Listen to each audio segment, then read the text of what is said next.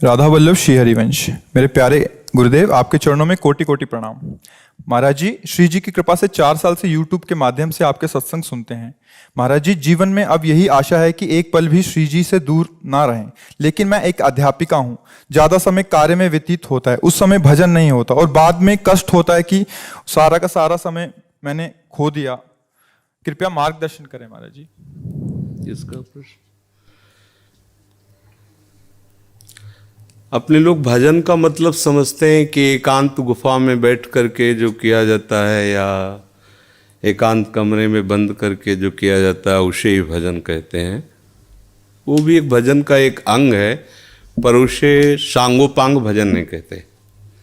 सांगोपांग भजन कहते हैं पहले ये स्वीकार करना है संपूर्ण सृष्टि श्री भगवान की है, इसे आस्तिकता कहते हैं और ये सत्य वस्तु है। वेद और उपनिषद जिस बात को प्रमाणित करते हैं वही बात प्रमाणित मानी जाती है। भगवान एकोहम बहुश्यामा, मैं एक बहुत रूपों में हो जाऊं, वो बहुत रूपों में खेल रहे हैं। आप उस सृष्टि में भेजे गए हैं अलग अलग सेवाओं के लिए। कोई डॉक्टर है, कोई मास्टर है, विविध प्रकार के अभिनय करके हमको अपने स्वामी से इनाम लेना है। किसी को वैरागी का अभिनय है, किसी का रागी का अभिनय है, लेकिन सबका एक अब स्वांग दिया गया है। अपने स्वांग को ठीक से निभा लो तो इस माया प्रपंच से मुक्त हो जाओगे, इनाम मिलेगा। अगर तुम मास्टर हो तो बच्चे में भगवत भावना करके और शिक्षा रूपी भजन उसको दीजिए। जो जिस क्लास की शिक्षा, ईमानदारी से आपके अंदर यही हो कि हे प्रभु, आप बालक रूप से हमारे सामने आए हो, मैं आपको शिक्षक रूप से शिक्षा दूंगी। और उस समय यदि भगवत भाव रहा तो आपने जितने घंटे बालकों को पढ़ाया वो भजन ही है, उससे बिलक नहीं। एक युद्ध क्षेत्र में खड़ा हुआ सूरवीर सामने के सैनिकों की गर्दन उतारता है अपने देश रक्षा के लिए, उसका वो भजन ही है, भजन से कम नहीं है, क्योंकि अपने धर्म के लिए वो युद्ध में वार कर रहा है। अधर्म से किया हुआ हर कार्य निष्फल है और धर्म के लिए किया हुआ हर कार्य भजन है, क्योंकि सृष्टि भगवान की है। अगर एक केवल मान लिया जाएगा कि माला चलाना इतना ही भजन है तो वो भजन के सर्वरूप को नहीं जानता है। अगर ऐसा ही हो तो अर्जुन जी कह रहे हैं श्री भगवान से कि मैं संन्यास लेकर के विरक्त होकर मांग कर खाऊंगा, पर मैं युद्ध नहीं करूंगा क्योंकि इसमें हिंसा होती है। और श्री भगवान कह रहे हैं कि नहीं, तुझे युद्ध करना ही होगा। मां मुनिस्मर युद्ध च, मेरा स्मरण करते हुए तुझे युद्ध करना होगा। तो हमें ये बात समझनी कि हमको जो स्वांग मिला उसमें हम बेईमानी न करें। अगर आप डॉक्टर हैं तो मरीज रूपी भगवान की सर्वतोभावेन सेवा, आपको जो स्वांग मिला है आप उसमें बेईमानी मत कीजिए, सत्यता से चलिए, वही आपका भजन बन जाएगा, उसी से भगवान प्रसन्न हो जाएंगे। पर ये स्मृति रहे कि मैं किसका कार्य कर रहा हूं, बस अगर ये स्मृति चली गई तो अहंकार आ जाएगा।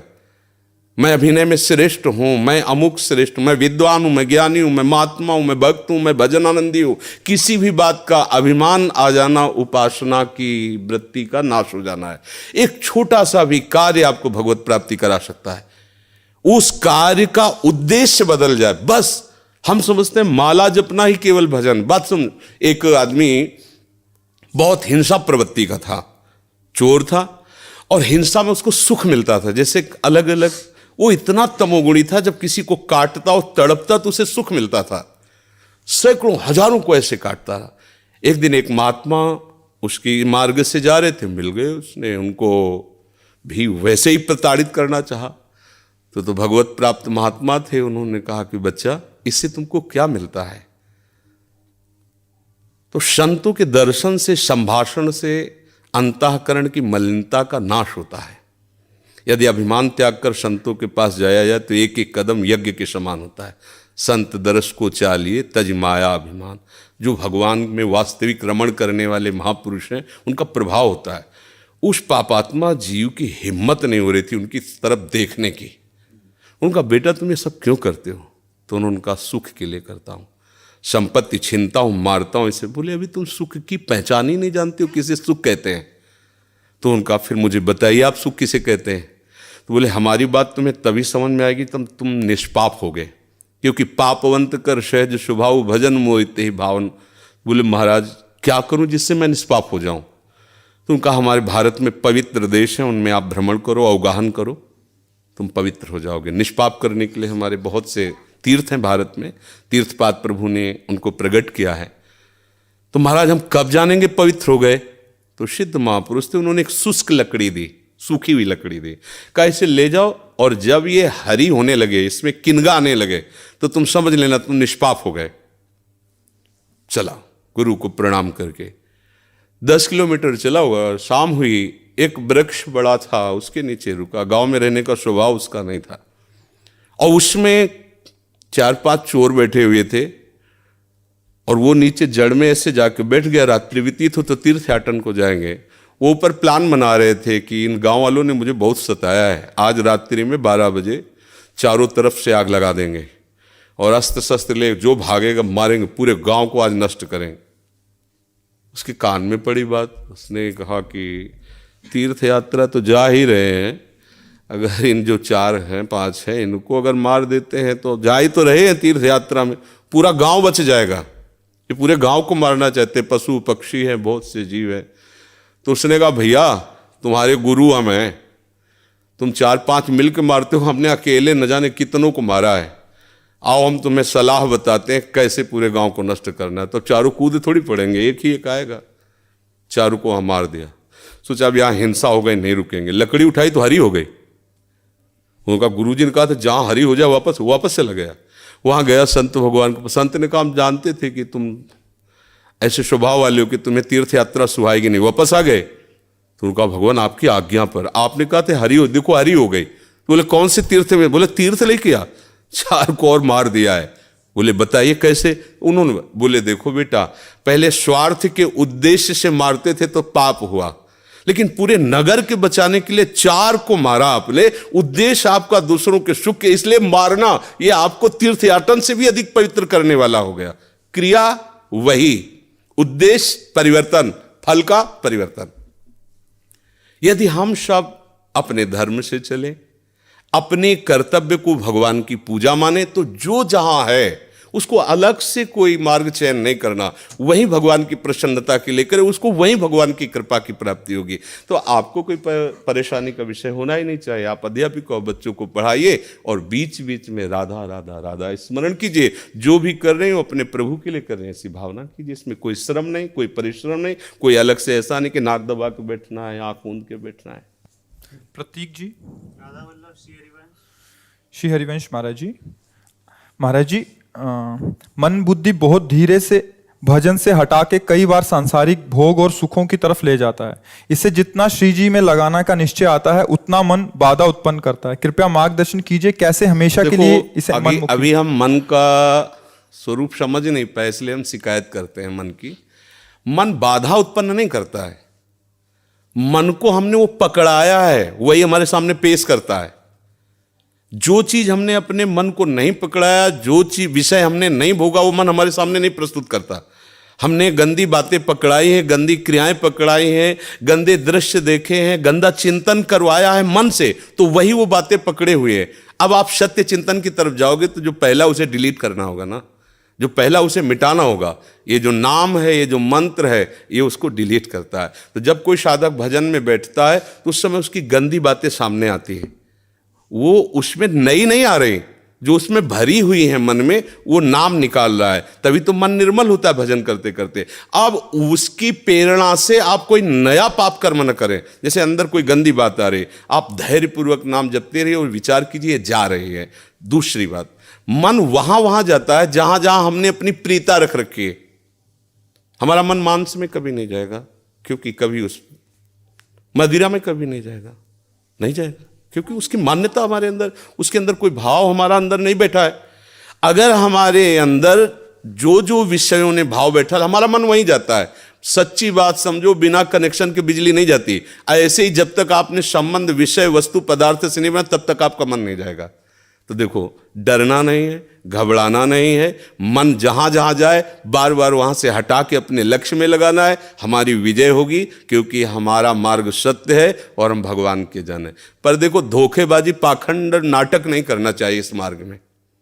हम ये कहते हैं कि तुम्हें विषय सेवन करना है, तुम्हें स्त्री शरीर प्यारा है, या तुम स्त्री शरीर साधो को पुरुष शरीर प्यारा है, तो नाटक करने की, बाबा जी बनने की जरूरत नहीं। ब्याह करो, जाके आराम से धर्म से चलो और भगवान को प्राप्त हो।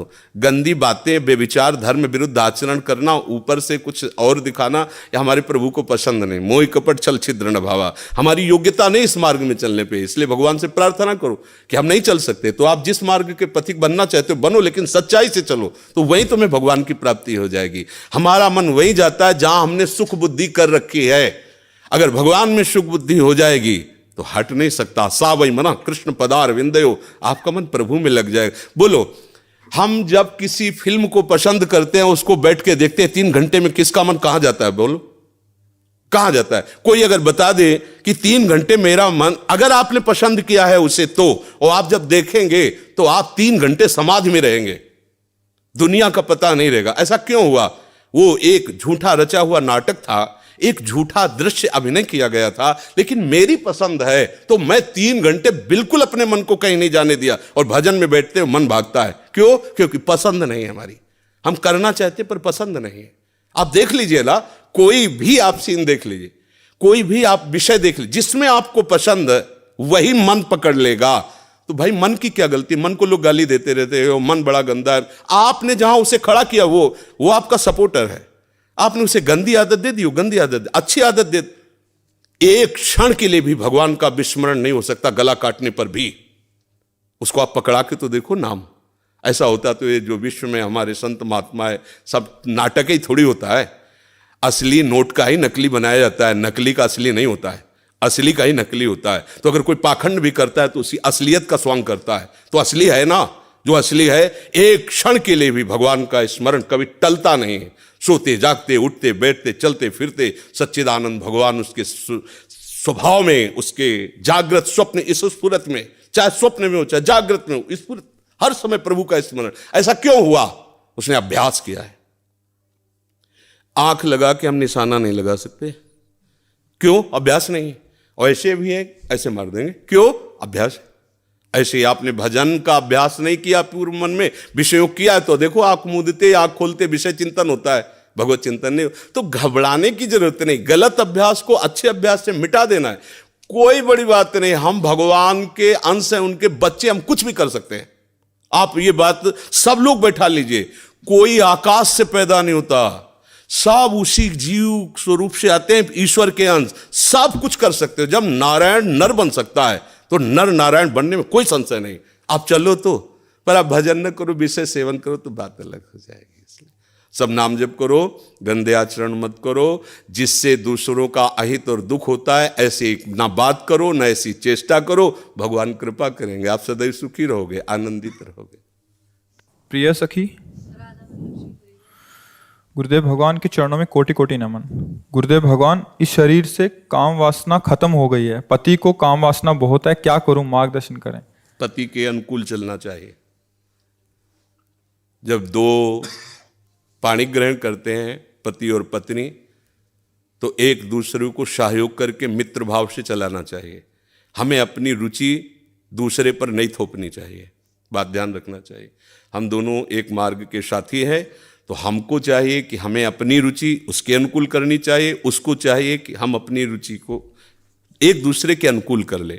अगर आपकी रुचि नहीं है तो पति को मनाइए और अपनी रुचि में उसको अनुकूल कीजिए। अगर वो अनुकूल नहीं होता तो आप कोशिश कीजिए कि आपकी वृत्ति के कारण कहीं वो व्यभिचार में ना उतर जाए, गंदे मार्ग में न जाए, उसका साथ दो, आप उसकी साथी हो।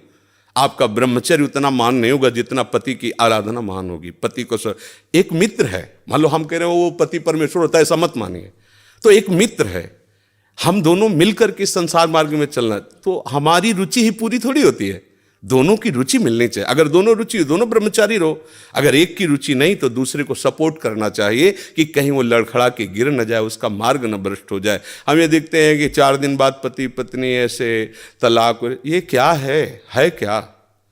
सिर्फ अपनी रुचि का पोषण नहीं होना चाहिए। अगर हम 2 मिलते हैं, दोनों मित्र बनते हैं, तो एक दूसरे की रुचि का आदर करें, एक दूसरे की रुचि का सहयोग करें, तभी तो जीवन यात्रा चलेगी। नहीं तो कब ऐसे नहीं चलेगा। आप ब्रह्मचारी बन के बैठो और वो व्यभिचार में प्रवृत्त हो जाए तो आपने पानी ग्रहण किया था, ये आपकी मित्रता नहीं सही रही।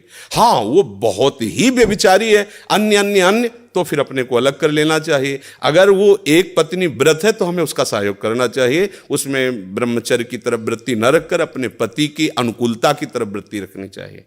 महर्षि, आप भारतीय क्रिकेट टीम के कप्तान हैं और ये फिल्म इंडस्ट्री में अभिनेत्री हैं, ऐसा आपका परिचय है? तो ये आपसे मिलने आया था, आपका सत्संग सुनते हैं महर्षि। श्री जी का माला इनको और चुनरी सखी को पहना दीजिए। जी महर्षि।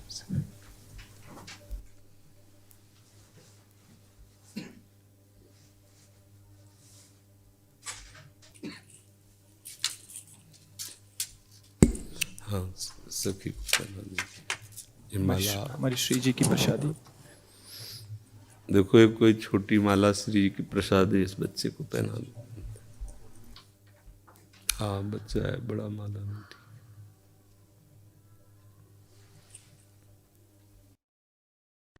ठीक है, आप आ जाइए, और भी जने मिलने वाले हैं। ठीक।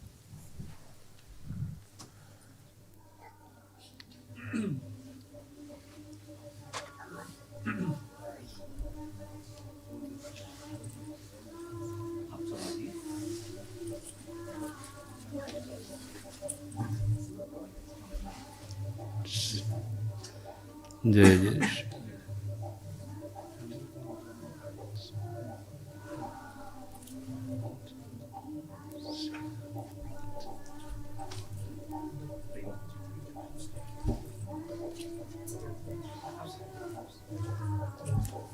प्रतिमा जी अमेठी से।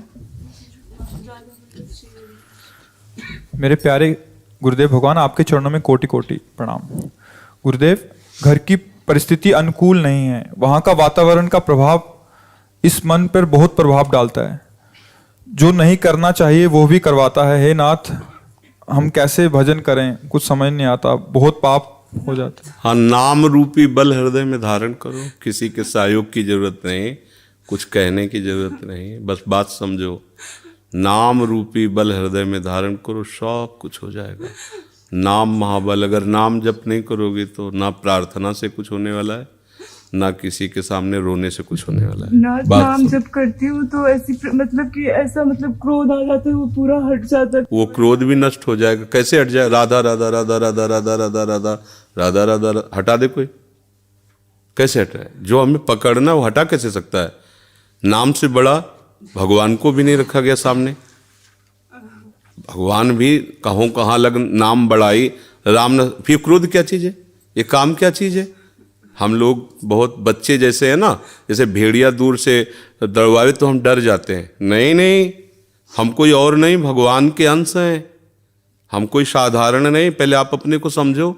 ना आप स्त्री हो न पुरुष हो, पोशाक धारण की हो स्त्री पुरुष की। आप सिंह के बच्चे हो, दहाड़ना सीखो, भेड़िए की तरह मिमियाना नहीं। पक्की बात समझो। हमारी बात समझोगे तो आप चलोगे, नहीं तो बात समझ में नहीं आएगी। पहली बात समझो, आप न स्त्री हो न पुरुष हो, ये पोशाक है। सच्चिदानंद भगवान के तुम अंश हो, तुम्हारा स्वरूप भी सच्चिदानंद है। चलो ये बात नहीं समझते हो तो इतनी बात पकड़ लो, नाम पकड़ लो। नाम तुम्हारा ऐसा साथी है कि अंदर बाहर सब जगह चकाचक कर देगा। गोस्वामी जी कहते ना, राम नाम मणि दीप धरी, जी है देहरी द्वार, तुलसी भीतर बाहरो, जो चाहस उजियार। श्री हरिवंश महाप्रभु कहते हैं, इहि परलोक सकल सुख पावत, मेरी शोभैया कृष्ण गुण स। यहाँ और वहां। अब बात ना मानो तो रोते रहो, फिर क्या कर सकते हैं?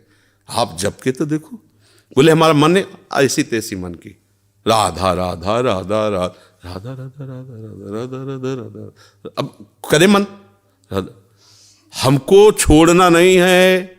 नाम जी है जपि जागे जोगी, अहो वत्स पचतो गरीयान या जिव्याग्रे वर्तते नाम तुभ्यम। जिव्याग्रे मन से नहीं कहा, यद जिव्याग्रे वर्तते नाम तुभ्यम, अहो वत्स पचतो गरीयान। वो चांडाल भी श्रेष्ठ है जिसकी जिव्या के अग्रभाग पर हरि नाम है, कृष्ण नाम है, राधा। आप समझो, हमें रोने की जरूरत नहीं है। प्रेम में रोना अलग बात है, दुखों से रोने की जरूरत नहीं। अब हमें दुखों को रुलाना है कि अरे हमारा तो कोई प्रभाव इस पर पड़ता ही नहीं, वो रोए बैठ के। अब हम ऐसे भजन करके ऐसी स्थिति प्राप्त करेंगे कि भारी भारी दुख विपत्तियां हमारे ऊपर आए और वो दुखी हो जाए कि इसके ऊपर कोई प्रभाव ही नहीं पड़ रहा है। जैसे हिरण्यकश्यप दुखी हो गया कि मरेगा कैसे प्रहलाद, मृत्यु दुखी हो रही, कैसे मार पाऊं इसको, हरि गोद में लिए। अरे समझो, हम लोग हरि के जन, बस हरि को भूल गए, अपने को स्त्री माना, पुरुष माना, पति माना, पुत्र माना, धनी माना, विद्वान माना, ये माना वो माना। ये सब काल के तमाचा में माना ना माना बराबर हो जाएगा। ये तुम्हारी मान्यता, प्रभु का हूं ये मान्यता सच्ची है, और नाम जप करो सब कुछ ठीक हो जाएगा। कोई जरूरत नहीं तुमको किसी के आगे रोने की, करके तो देखो। अब 4 दिन करो, इसके बाद आओ बोलो चेक नहीं आई, समस्या का समाधान, दीर्घ काल तक लगे रहो। भगवान का नाम सत्य। एक किसान भी जब गेहूं बोता है, अगर रोज खोद के देखे कि अभी जगह है, बीज नष्ट हो जाएगा, उसको बो के ऐसे पाटा लगा दिया, ऊपर से प्लेन कर दिया, और 10-15 दिन के बाद देखा धीरे धीरे अंकुरण आ गया। अब उसी समय सोचे कि इसमें तो गेहूं नहीं लग रहा, चुप रहो, 3-4 महीना उसका और सेवन करो, बाली आएगी, पक जाएगा, गेहूं की राशि हो जाएगी। ऐसे ही अनेक जन्मों से दुराचार, नाना प्रकार के कुकर्म करते रहे हम। अगर न करते रहते तो भगवान मिल गए होते ना। अब पहले नाम वो सब स्टॉक खत्म करेगा, इसीलिए समय लगता है। नाम जप करते करते संचित जो हमारे अशुभ कर्म हैं उनको विध्वंस करेगा और नष्ट करेगा। अब कितने कोई पता तो है नहीं, 1-2 साल की कमाई तो जमा नहीं है, लाखों करोड़ों अरबों जन्म हो चुके, उन सब की कमाई स्टॉक में जमा है। अब उसको भस्म करने का समय लगेगा। चुपचाप नाम जप करो। आगे जो अभी नए फसल है, इसमें भी हमसे बहुत गलतियां हो रही, इनको नाम सुधारेगा। अब बीच में जो उससे आ गया है प्रारब्ध हो, उनको भी नाम संभाल। बड़ा काम है नाम को, कोई छोटा मोटा काम थोड़ी। अब सोचो ऐसे ऐसे किया हो जाए, ऐसे नहीं, लगे रहो चुपचाप। और एक दिन ऐसा आएगा कि आप खुद कहोगे कि ओहो निहाल कर। तभी तो मीरा जी कहते, पायो जी पायो मैंने राम रतन, वस्तु अमूलक दी मेरे सतगुरु। ओहो सतगुरु ने क्या दिया, तब निहाल। यहाँ मंत्र लिए, उपासना लिए, फिर भी जेब में पारसमणि है और 1-1 रुपया मांगते घूम रहे हैं। हमारी दशा क्या है, जेब में पारसमणि है, चाहो तो कुंतलों लोहा को सोना बना दो, पर वो जेब ही में केवल है। गुरु ने मंत्र दे दिया, बात बता दी, उपासना बता दी, करना है नहीं, डोलते रहो, कुछ नहीं मिलेगा। और बैठ जाओ उनके नाम मंत्र को लेकर के, तो क्या चाहिए तुम्हें, सृष्टि का मालिक आ जाएगा, और वस्तु की क्या बात है। पर अब ये ऐसा तो नहीं कि दही में हाथ में दूध डालो दही जम गया, ऐसा नहीं होता। समय का इंतजार करो और खूब भजन करो। रोने धोने की जरूरत नहीं, रो तो प्रभु के लिए रो। ये आंसू रूपी भेंट प्रभु को चढ़ाए, तो दुख सुख और प्रतिकूलता अनुकूलता अपमान निंदा में क्या रोना। थोड़ा बहादुर बनो। ये सब महाराज जी श्री जी तो मिल जाएंगे ना मुझे, इस बात हम जो कह रहे हैं उसे सुनो। श्री जी मिलना न मिलना जरूरी बात नहीं है, जरूरी बात है श्री जी का भजन करना। अगर भजन करने में आप जैसे हम कह रहे करोगे ना, तो श्री जी कभी एक क्षण के लिए छोड़ती ही नहीं। अरे आप समझो, जैसे छोटा सा वात्सल्य कण भगवान का एक माँ के अंदर होता है, वो कोई भी कार्य करती है पर नजर अपने बच्चे पे रहती है, उसकी अबोध बच्चे पे रहती है। ऐसे ही अनंत माताओं का वात्सल्य जहाँ से प्रकट हुआ वो हमारी श्री जी है, और हम उनके चरण आश्रित है। हर समय श्री जी हमें देखती है, पर हमारी योग्यता इसलिए देखने की नहीं हो रही। अभी हम और कुछ देखना चाहते हैं, और कुछ पाना चाहते हैं, और कुछ भोगना चाहते हैं। जिस दिन सारी चाह मिट गई, उसी दिन तुम देख लोगे कि श्री जी तो बहुत पहले से हमारे साथ है, श्री जी तुम्हें बहुत पहले से प्यार कर रहे हैं। इसलिए सावधान। कृष्णा लुधियाना से। श्री हरिवंश बाबा, आपके चरणों में दंडवत प्रणाम। बाबा, मेरे स्कूल में तिलक लगाने से मना किया जा रहा है, अब मैं क्या करूं, मेरा मार्गदर्शन करें। हाँ, तो तुम मत लगाओ तिलक, हम तुम्हें बताएं। सूखी रज ले लिया ना, बट्टी सूखी, ऐसे कर लिया, ऐसे लगा लिया, तो तिलक भी लग गया और नहीं भी लगा, कोई तुम्हें डांटेगा भी नहीं। ठीक है, हाँ न मत लगाओ, क्योंकि प्रगट में क्या है ना, बच्चा है, साथी भी उसको चिढ़ाने लग सकते हैं, बड़ा भगत, तो मतलब अभी बच्चा है। तो तुम ऐसा करो, जिससे आप रगड़ के लगाते हो ना, उसको रगड़ो मत, उसको सीधे ऐसे करो, ऐसे लगाया, ऐसे बिंदु रख ली, तो तिलक भी लग गया। और भगवान की बात तो जानते हैं, और वो लोग जानते नहीं, तो वो तुम्हें चिढ़ाना बंद कर देंगे और बढ़िया लग जाएगा। ठीक है पापा, तो फिर मैं गर्दन पे लगा लूं तिलक वहां पर? नहीं, सुनो, ऐसे ऐसे चाहे द्वादश तिलक बना लो, कोई परेशानी नहीं। थोड़ा और बड़े हो ना, और जब निष्ठा आ जाएगी ना, फिर कोई नहीं।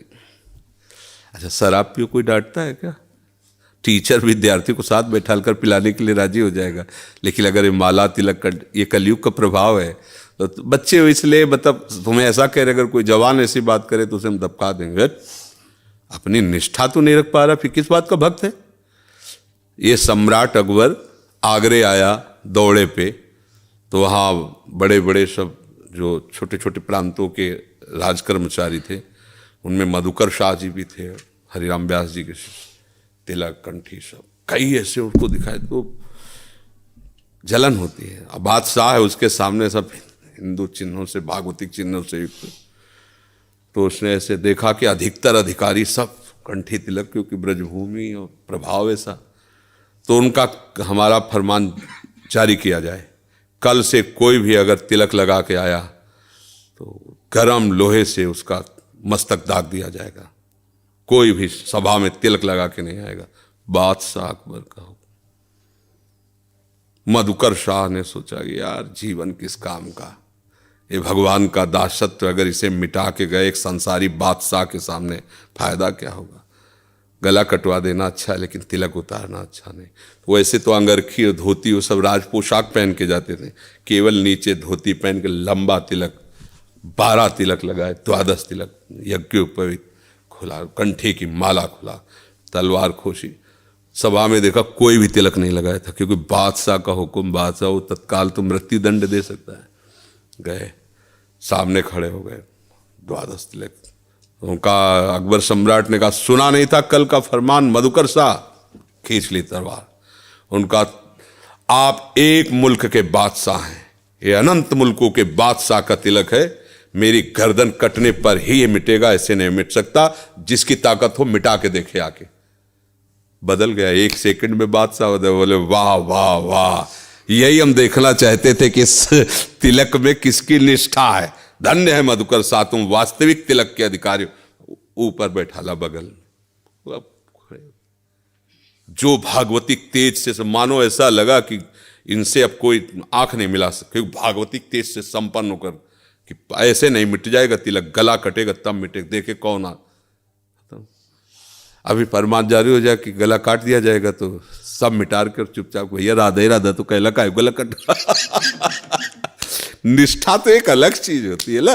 बहुत सावधान रहो। अभी बच्चे आप ऐसे कर लीजिए।